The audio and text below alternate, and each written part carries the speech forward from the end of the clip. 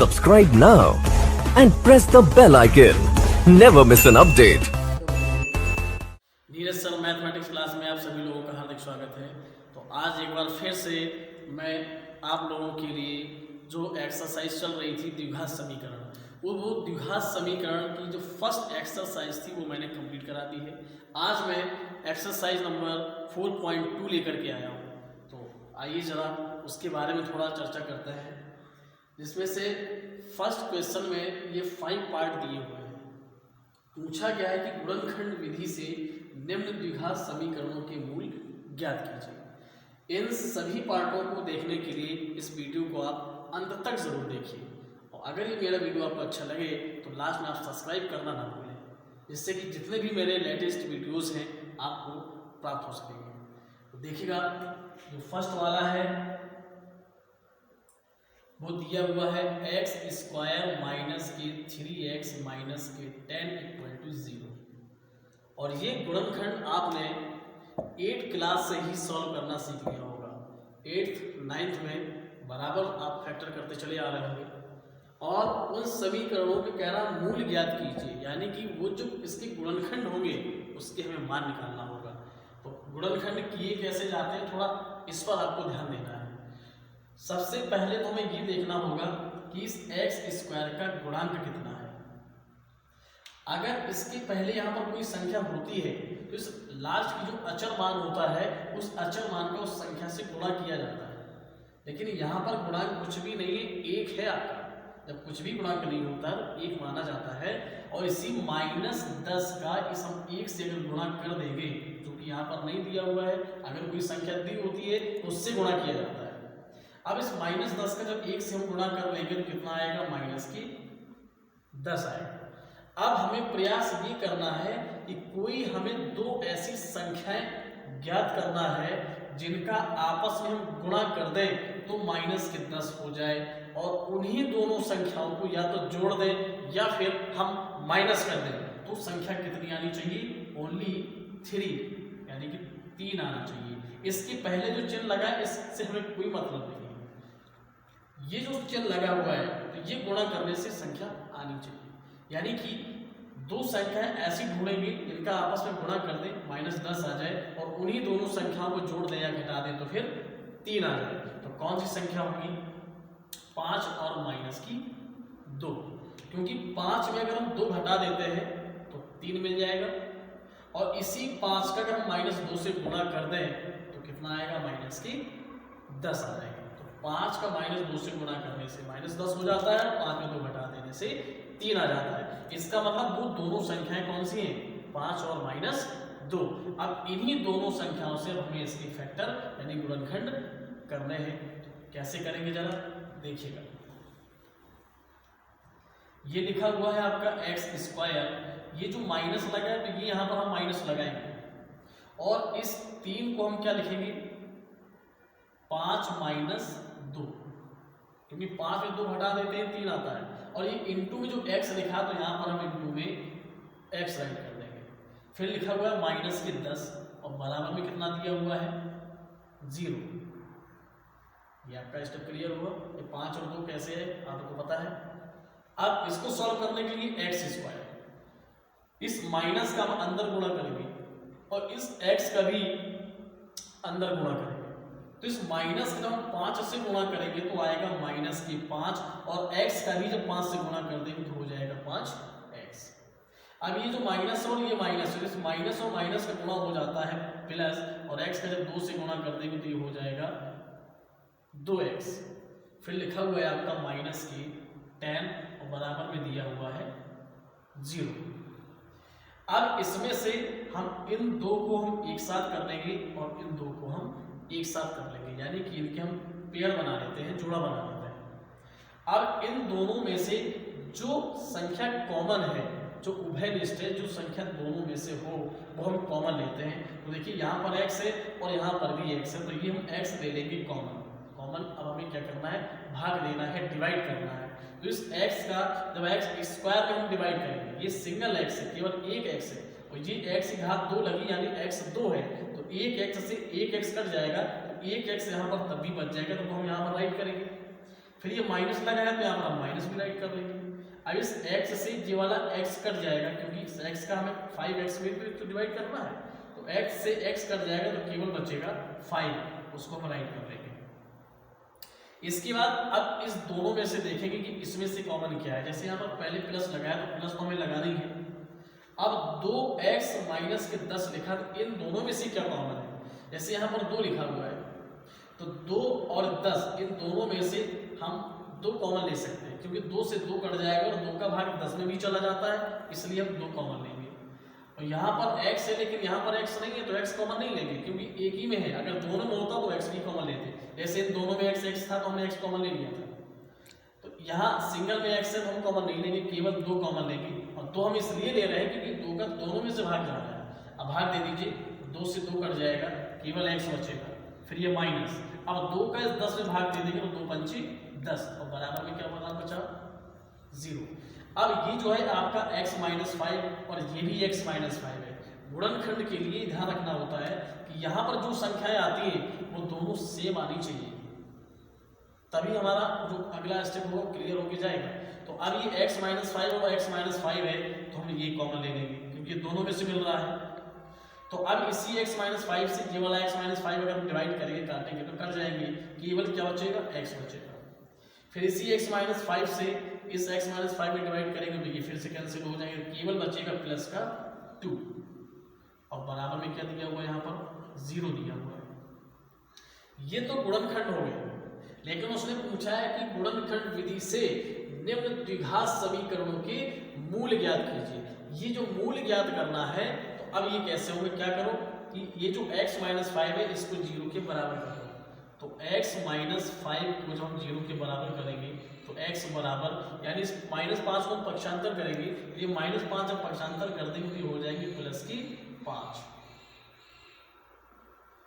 एक मूल तो आपने ये निकाल लिया, दूसरा मूल आपको और निकालना है। तो ये दूसरी जो संख्या लिखी हुई है x प्लस के 2, इसको भी 0 के बराबर करेंगे तो x प्लस 2 बराबर है 0। तो x इक्वल टू ये जो प्लस की 2 है, जब इसका पक्षांतर कर देंगे इस तरफ तो ये हो जाएगा माइनस की 2। ये दोनों मूल आपके निकल आए। तो फर्स्ट वाले समीकरण की हमने इस तरीके से गुणनखंड किए हैं और इसी तरीके से गुणनखंड किए भी जाते हैं। अब इसका जो सेकेंड नंबर है तो उसे भी आप इसी तरीके से सॉल्व कर लीजिएगा।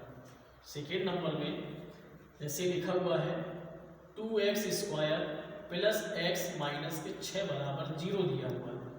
तो अभी हमने इसमें क्या चर्चा की थी कि लास्ट वाला जो अचर संख्या होती है वो x स्क्वायर का जो गुणांक होता है उससे गुणा किया जाता है। माइनस 10 का हमने 1 से गुणा किया था, माइनस 10 आया था, फिर हमने 2 संख्या ढूंढी थी। उसी तरीके से यहाँ भी बिल्कुल सेम है कि इस माइनस 6 का हम इस 2 से गुणा कर देंगे। तो जब इस माइनस 6 का 2 से गुणा करोगे तो कितना आएगा, माइनस क्या आ जाएगा 12। अब आपको 2 संख्या को ढूंढनी है, गुणा करने से माइनस 12 आ जाए और ये x के पहले यहाँ पर कोई संख्या नहीं है। जैसे यहाँ पर x के पहले संख्या 3 थी और यहाँ x के पहले एक भी संख्या नहीं है, उसको हम क्या मान लेंगे, 1 मान लेंगे, क्योंकि 1 का अगर x से गुणा करोगे तो x ही बना रहता है। अब हमें वो 2 संख्या ढूंढनी है, गुणा करने से माइनस 12 आ जाए और जोड़ने या फिर घटाने पर 1 आ जाए। तो संख्या होती है आपके पास 4 और माइनस के 3।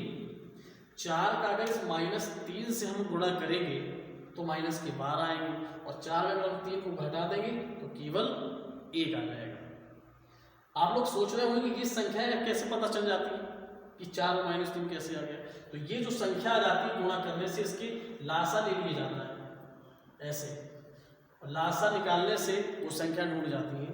जैसे 2 का भाग 12 में देंगे 6, फिर 2 का भाग 6 में देंगे 3, फिर 3 का भाग देंगे 1।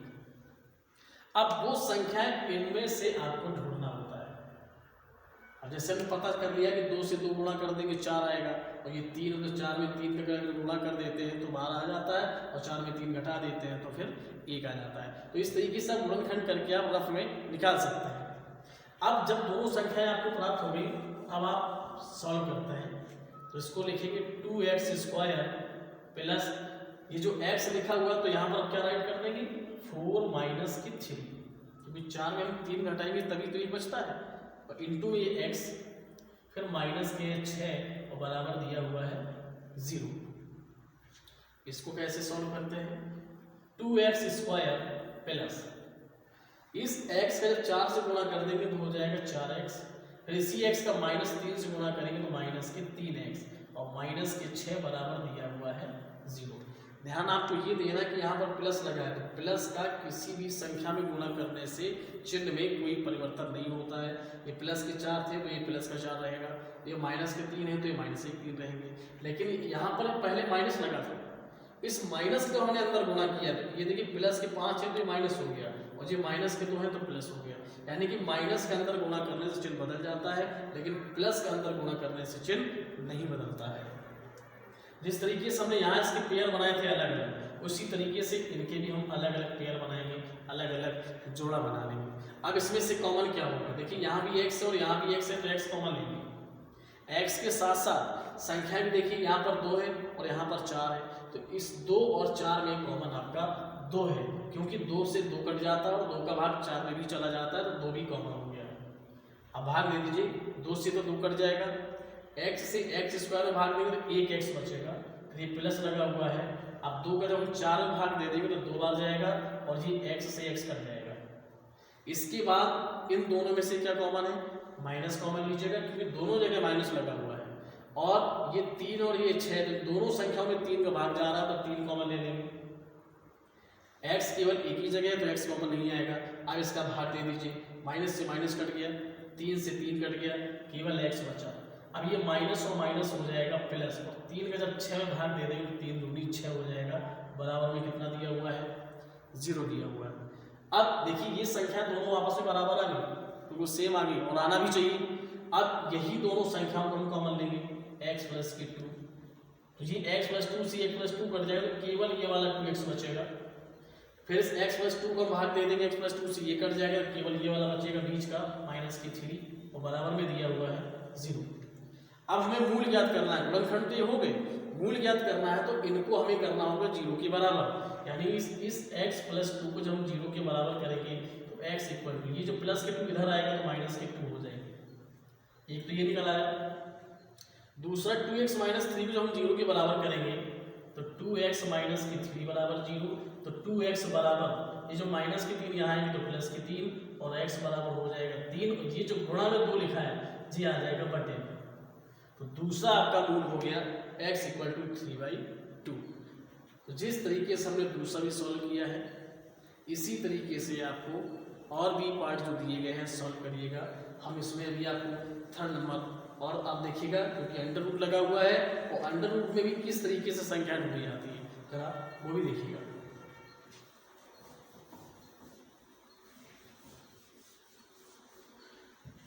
थर्ड नंबर है under root 2x square plus के 7x प्लस के हैं 5 अंडर रूट 2। मेथड आपका वही है कि लास्ट की जो संख्या होती है उसका इसकी पहली वाली संख्या से गुणा किया जाता है। इस 5 अंडर रूट 2 का इस अंडर रूट 2 से गुणा करना है, तो इस 5 अंडर रूट 2 का जब हम गुणा करेंगे अंडर रूट 2 से, तो ध्यान आपको ये देना है कि जो अंडर रूट की अंदर संख्या होती है तो अंडर रूट के अंदर वाली संख्या से ही गुणा होता है। आप ये नहीं कर सकते कि 5 का अंडर रूट 2 से गुणा कर दें, क्योंकि ये 5 है वो अंडर रूट 2 से पहले है, तो अंडर रूट 2 से जो पहले संख्या होती है वो अंडर रूट 2 से पहली वाली संख्या से ही गुणा होता है, और जो अंडर रूट के अंदर है तो उसका अंडर रूट के अंदर वाली से ही गुणा होगा। यानी कि इस 5 का इसके पहले तो कोई संख्या नहीं है, अंडर रूट के पहले जब कोई संख्या नहीं हो तो हम 1 मान लेंगे, तो इस 5 का जब 1 से गुणा करेंगे तो 5 एकम 5 फिर गुणा, और इस अंडर रूट 2 का अंडर रूट 2 से गुणा करेंगे। अंडर रूट 2 का जब अंडर रूट 2 से गुणा करेंगे तो अंडर रूट हो जाएगा 2 दूनी 4, और ये तो आपको पता ही है कि 4 का वर्गमूल 2 होता है, तो 5 दूनी कितना हो गया 10। कि आपको रफ में करके देखना होगा, ये 10 आ गया। अब हमें वो 2 संख्याएं ढूंढना है, गुणा करने से 10 आ जाए और जोड़ने घटाने पर 7 लिखा हुआ है, जोड़ने घटाने पर 7 आ जाए, गुणा करने से 10 आ जाए। निश्चित है आप समझ रहे होंगे वो 2 संख्या कौन सी हो सकती है, 5 और 2। 5 2 जोड़ देंगे 7 हो जाएगा, 5 में 2 का गुणा कर देंगे 10 हो जाएगा। कैसे आया 5 और 2? मैंने बताया कि अगर नहीं आता है तो ये जो संख्या आती है उसके गुणनखंड कर लिए जाते हैं। 2 का 10 में भाग देंगे 5 बार, और 5 में 5 का भाग देंगे 1 बार, तो दोनों संख्या निकल रही। अब इसको बस सॉल्व कर देते हैं। तो जी आएगा √2x² प्लस, प्लस लगा हुआ है, और 7 को हम लिख देंगे अब 2 + 5। अब यहाँ पर हमने 2 + 5 लिखा है। कुछ लोग ये भी सोच रहे होंगे कि यहाँ पर 5 + 2 कर दिया जाता तो भी कोई प्रॉब्लम नहीं थी। आप 2 + 5 कर ले या 5 + 2 कर ले, क्योंकि जोड़ने से तो उतना ही होना चाहिए। फिर इंटू में x, फिर है प्लस के 5 √2, और हमें मूल ज्ञात करना है तो बराबर में 0 भी लेकर के चलना है। अब √2x² प्लस, क्योंकि प्लस से अंदर गुणा करने से चिन्ह में कोई परिवर्तन नहीं होगा, इस x का अंदर गुणा कर देंगे तो x का 2 से कर देंगे तो हो जाएगा 2x, फिर प्लस, अब x का जब 5 से कर देंगे तो हो जाएगा 5x। अब लिखा है प्लस के 5 √2 बराबर दिया हुआ है 0। अब फिर से पेयर बनाना है, इनको एक पेयर बना लिया, इसका हमने दूसरा पेयर बना लिया। अब ध्यान ये देना है कि इन दोनों में से कॉमन क्या है।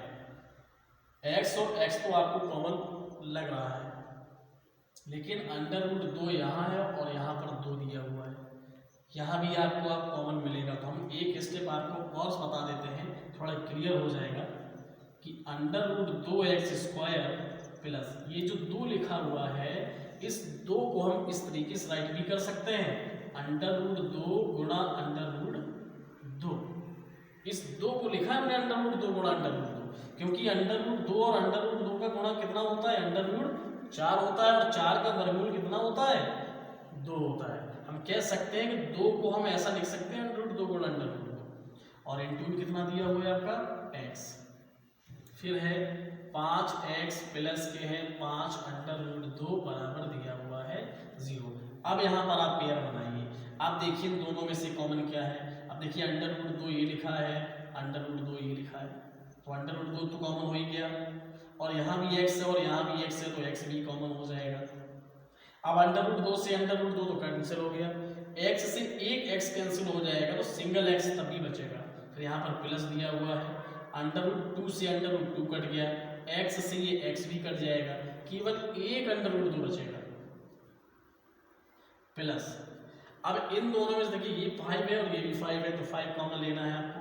5 से 5 कट जाएगा, x बचेगा प्लस, फिर 5 से 5 कट जाएगा, केवल √2 बचेगा, इक्वल टू कितना दिया हुआ है 0। अब देखिए ये x प्लस √2, x प्लस √2 दोनों सेम आ गए, तो बस इसको भी कॉमन ले लेते हैं, x प्लस √2।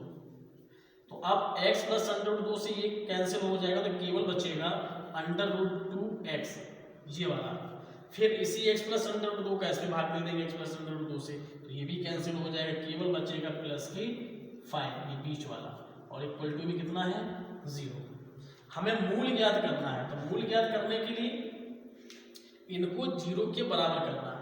तो इस x प्लस √2 को जब हम 0 के इक्वल कर लेंगे, तो x इक्वल टू प्लस के √2 पक्षांतर कर देंगे तो आ जाएगा माइनस के √2, और ये जो लिखा है √2x प्लस की 5, इसको भी हम 0 के बराबर कर लेंगे, √2x प्लस 5 इक्वल टू दिया हुआ है 0। तो √2x इक्वल टू ये प्लस के 5 जो दिए हुए हैं, इसका हम पक्षांतर करेंगे, तो प्लस 5 का पक्षांतर करेंगे तो माइनस के 5 आएगा, तो यहाँ से x इक्वल टू आ जाएगा माइनस के 5, और ये जो गुणा में लिखा है √2 ये आ जाएगा अपॉन में, तो ये दोनों मूल ज्ञात हो गए इस तरीके से। अब इसका जो 4th नंबर है आप उससे भी देख लीजिए, 2x² minus x plus 1/8 equal 0 है। अब इसको करने के लिए, अब जैसे यहाँ पर अपॉन में है 1/8, इस 1/8 जैसे भी हमने कहा कि लास्ट की जो संख्या चरमान होता है उसका गुणा किया जाता है पहली वाली संख्या से। अब ये बट्टे में है, तो सबसे पहले आप ये कर लो, गुणा करने से पहले ये जो बट्टे में संख्या है किसी तरीके से ये हट जाए, तो इसको हटाने के लिए क्या करो कि जब ये अपॉन में है तो इसके नीचे कुछ भी नहीं, तो इसमें अपॉन में 1 कर लो, इसके नीचे अपॉन में कुछ नहीं, तो यहाँ भी आप 1 कर लो। अब इसका एलसीएम ले लो, 1 और 8 का एलसीएम आता है 8। अब 1 का भाग दोगे 8 में तो 8 बार जाएगा, और 8 का जब ऊपर 2 से गुणा करोगे तो ये हो जाएगा 16x² माइनस, फिर 1 का हम 8 में भाग देंगे, 8 बार जाएगा, और उसी 8 का अगर x से गुणा कर दोगे तो ये आ जाएगा 8x, फिर है प्लस। अब 8 का जब 8 में भाग दे दोगे तो 8 से 8 तो कट जाएगा, 1 आएगा, और 1 का जब 1 से गुणा करोगे तो 1 आएगा, और बराबर में कितना दिया हुआ है, 0 दिया हुआ है। अब क्या करो, इस 8 का 0 से कर लो क्रॉस मल्टीप्लिकेशन, कैंची गुणा जिसको कहते हैं, त्रियक गुणा जिसको कहते हैं, तो जी आ जाएगा 16x² माइनस की 8x प्लस 1 बराबर 8 का 0 से गुणा होगा तो 0 × 8, फिर कह सकते हैं 16x² माइनस 8x प्लस 1 बराबर 8 का 0 से गुणा करोगे 0 आएगा। यानी अब आपका ये वाला जो समीकरण था वो इस तरीके से बन गया जैसा आपका पहले वाला था और दूसरा वाला था। यानी इस 1 का 16 से गुणा कर लोगे तो 1 का 16 से करोगे तो 16 ही आ जाएगा। अब वो संख्या आपको देखना है, गुणा करने से 16 आ जाए, जोड़ने घटाने से 8 आ जाए। तो आपको पता है कि 4 और 4 होते हैं, 4 और 4 अगर जोड़ देंगे तो 8 हो जाएगा, और 4 का 4 से गुणा कर देंगे तो 16 हो जाएगा। तो जिस तरीके से मैंने फर्स्ट और सेकेंड वाला सॉल्व किया था उसी तरीके से आप इसको आप सॉल्व कर सकते हैं। संख्या मैंने आपको दोनों बता ही दी है, अगर नहीं आता है तो आप मुझे जो है कमेंट करके ज़रूर बताइएगा। और ये जो 5वां नंबर है वो भी बिल्कुल सेम इसी तरीके का है कि जैसे यहाँ पर 1 का गुणा हम 16 से कर रहे हैं, 16 आ रहा है, ऐसे यहाँ भी हम 1 का गुणा 100 से करेंगे तो 100 का जब 1 से गुणा करेंगे तो 100 आ जाएगा। अब वो संख्या कौन सी होंगी गुणा करने से 100 आ जाए और जोड़ने घटाने से 20 आ जाए, तो ये भी आपको क्लियर होता है कि 10 का अगर हम 10 से गुणा कर दें तो 10 का 10 से गुणा करने से 100 हो जाता है, और 10 और 10 अगर जोड़ देते हैं तो फिर 20 आ जाता है। तो इसको भी आप इसी तरीके से सॉल्व कर लीजिएगा। इसके बाद जो अगला क्वेश्चन है वो देखिएगा। क्वेश्चन नंबर जो सेकेंड है वो दिया हुआ है, जॉन और जीवंती दोनों के पास कुल मिलाकर 45 कंचे हैं, दोनों 5-5 कंचे खो देते हैं, और अब उनके पास कंचों की संख्या का गुणनफल 124 है। हम जानना चाहेंगे कि आरंभ में उनके पास कितने कंचे थे। तो इसको भी हमें गुणनखंड विधि से सॉल्व करना है, वही जो अभी आपने फर्स्ट नंबर में सॉल्व किया हुआ था। तो कैसे सॉल्व करते हैं, सबसे पहले तो इसकी भाषा पर थोड़ा हम गौर करते हैं कि जॉन और जीवंती ये दो व्यक्ति होते हैं, और इन दोनों के पास कुल मिलाकर के यानी कि टोटल कितनी कंचे दी गई हैं, 45 दी गई हैं। दोनों को मिला करके 45 दी गई है, लेकिन ये हम कंफर्म नहीं कह सकते हैं कि जॉन के पास कितनी है और जीवंती के पास कितनी है। ये कोई कंफर्म नहीं है, क्लियर नहीं है। अब वो क्लियर करने के लिए फिर हमें सपोज करना पड़ेगा। उसने ये तो कहा है कि दोनों को मिला करके यानी दोनों के पास जो कंचे हैं जब उनको मिला देते हैं तब 45 होती है, तो अलग अलग कितनी है वही हमें ज्ञात करना है। तो सबसे पहले हम तो मान लेंगे कि माना जॉन के पास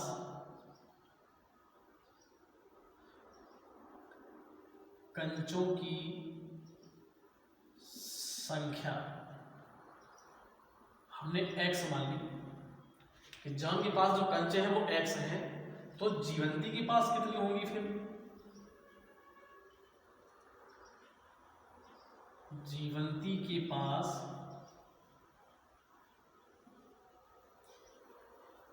कंचों की संख्या। अब आपको थोड़ा ध्यान देना है, सपोज कर लीजिए, मान लीजिए थोड़ा हम अलग से आपको हट के एग्जाम्पल देते हैं। जैसे कि सपोज करते हैं आपके पास 100 रुपए हैं, इन 100 रुपयों में 2 लोगों में बांटना है। ये कोई ज़रूरी नहीं है कि आप उनको आधा आधा कर दें, ये कोई ज़रूरी नहीं है। 100 रुपए में से हम ये कह दें कि 2 लोग हैं, एक व्यक्ति को अगर हमने 30 रुपए दे दिए हों, 100 रुपए में से एक को अगर हमने 30 रुपए दे दिए हों, तो फिर दूसरे वाले व्यक्ति के पास कितने बचे होंगे, उसी 70 में से 30 कम कर दोगे ना, कितना है 100 में से 30 कम कर दोगे, कितना बचेगा 70 बचेगा। हम ये कह सकते हैं कि 100 में से अगर एक व्यक्ति को अगर हमने 30 रुपए दिए हैं तो दूसरे वाले व्यक्ति को फिर हमें 70 रुपए रुपए देने होंगे। तो अब इसमें से क्या है कि हमें एक व्यक्ति को अगर हमने एक्स मान लिया तो दूसरे व्यक्ति के पास कितने हो जाएंगे। जैसे 100 की जगह टोटल यहाँ पर कितने दिए गए हैं, 45 दिए गए हैं। 45 में से अगर एक व्यक्ति को अगर हमने एक्स दे दिए तो दूसरे वाले के पास कितने बचेंगे। जैसे हमने 100 में से 30 घटाए थे, उसी तरीके से 45 में भी एक्स घटा देंगे। क्या लिखेंगे 45 माइनस एक्स। तो जब जॉन के पास एक्स है तो जीवंती के पास कितनी बचेगी 45 माइनस एक्स, क्योंकि टोटल उसके पास 45 थी। 45 हमने जॉन को एक्स दे दी तो जीवंती के पास फिर ये बचेंगे। अब आगे क्या कह रहा है, आगे उसने कहा है कि दोनों 5-5 कंचे खो देते हैं, यानी कि जॉन ने भी 5 कंचे खो दी, जीवंती ने भी 5 कंचे खो दी। खो देने का मतलब आपको माइनस करना है, तो यहां पर लिखेंगे 5 कंचे खो देने के बाद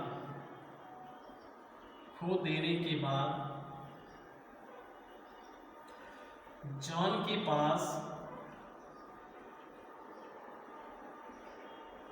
कंचों की संख्या, भाई पहले उसके पास थी x, अब 5 कंचे उसने खो दी तो माइनस कर देंगे, क्योंकि खो गई कहीं चली गई तो x माइनस हो जाएंगे 5।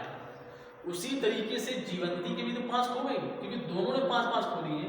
तो यहां पर लिखेंगे 5 कंचे खो देने के बाद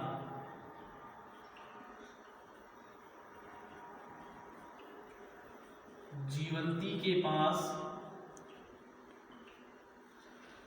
कंचों की संख्या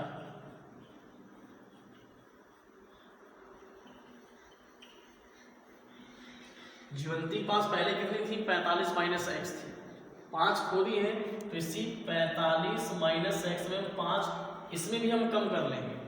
तो अब इसको क्या राइट कर सकते हैं, 45 में से पहले 5 घटा लो 40 बचेंगे, 40 में माइनस के दिया हुआ है x। अच्छा खो देते हैं, फिर क्या कह रहा है, और अब उनके पास यानी खोने के बाद अब उनके पास कंचों की संख्या का गुणनफल 124 है। यानी कि जॉन के पास ये जो कंचे बची और जीवंती की ये जो कंचे बची, इनका जो गुणनफल है दोनों का वो कितना है 124 है। तो यहां पर लिखेंगे प्रश्नानुसार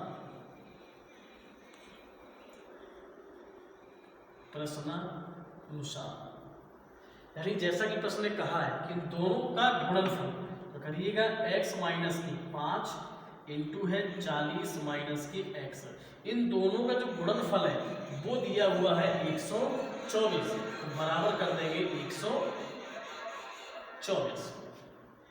अब इनका गुणा करिएगा तो x का इन दोनों से गुणा होगा, 40 से भी होगा और माइनस के x से भी होगा। x का 40 से गुणा कर लेंगे तो हो जाएगा 40x, फिर इसी x का जब माइनस x से गुणा करेंगे तो माइनस की x स्क्वायर होगा। अब इसी तरीके से -5 का भी इन दोनों से गुणा करेंगे, इस -5 का जब हम 40 से गुणा करेंगे तो माइनस क्या आ जाएगा 5 चौको 20 यानी कि 200, क्योंकि 40 5 200 होता है।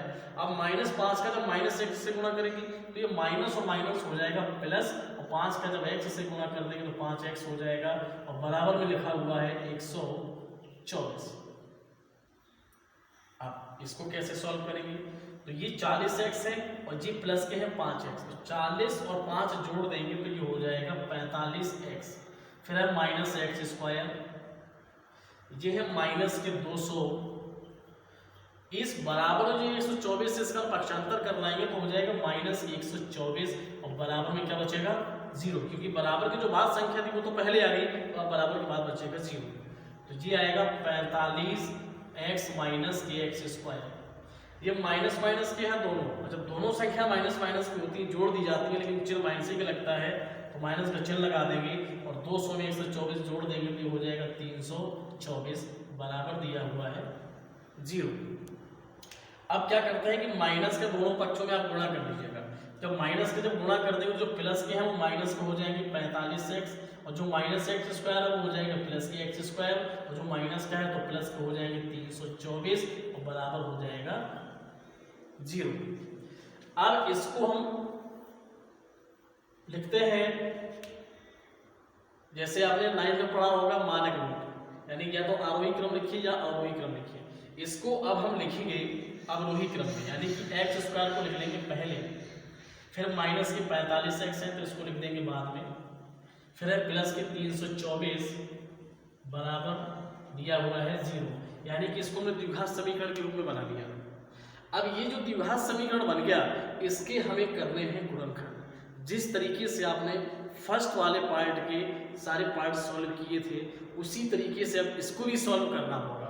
यानी इस 324 का गुणा करना है एक्स स्क्वायर के पहले यहाँ पर जो संख्या दी गई है, कुछ भी संख्या नहीं है तो 1 मान ली। इस 324 का जब हम इस 1 से गुणा करेंगे तो 324 ही आएंगे, 324 आएंगे।